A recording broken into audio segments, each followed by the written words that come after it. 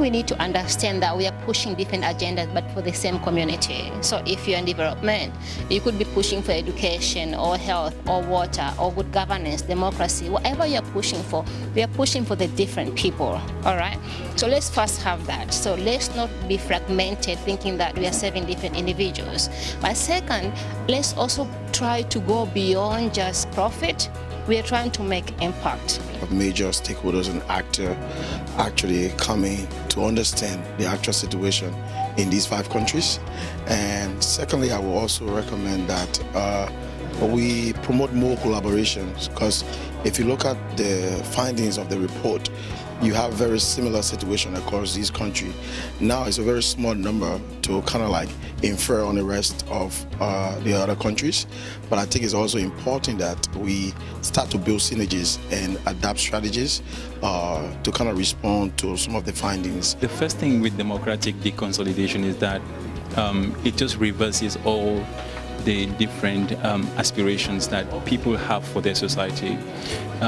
There's the common aspiration of human beings is to have freedom of speech, freedom of belief, freedom from fear, and freedom from want, as was summed up by an American president. Those are really fundamental aspirations. So for them to be protected, you need to have legal guarantees that are put in place and respected by the institutions of the Republic and respected by the leaders who run these institutions as essential for the survival of mankind, or even just for the well-being of the people in their countries. And so if these legal guarantees are absent because of practical threats that are coming from the duty bearers themselves, we look upon our countries as duty bearers. They have a duty to make us enjoy human rights. But if they are the very source of violation of these rights, then we have nobody to hold accountable. And it's even a challenge, because when you look at this civil society, it's actually a representation of society. And if the idea is that the power of the leaders and institutions emerges from individuals, as is stated in the Universal Declaration of Human Rights, that all governments are only legal once the power emerges from the people who vote these governments. Now, these people also make the governments run.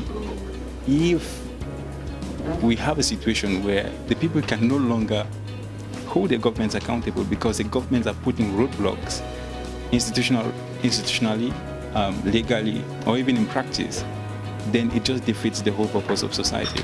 It's not about government alone, because you need to start having that conversation between the civic or the civil society and government. And I think one approach that can be taken is to look for how we build solidarity across board, looking for partnership within the space that is not limited to just the traditional civil society organization, but across the private sector. How do we start building solidarity?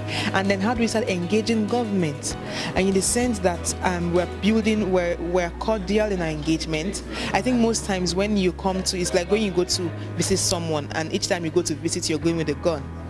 The person sees you as an enemy. So maybe next time we go extending our arms. It's time for well-meaning citizens who actually understand the importance of governance to start looking for how to occupy that space, because we need to get into that space.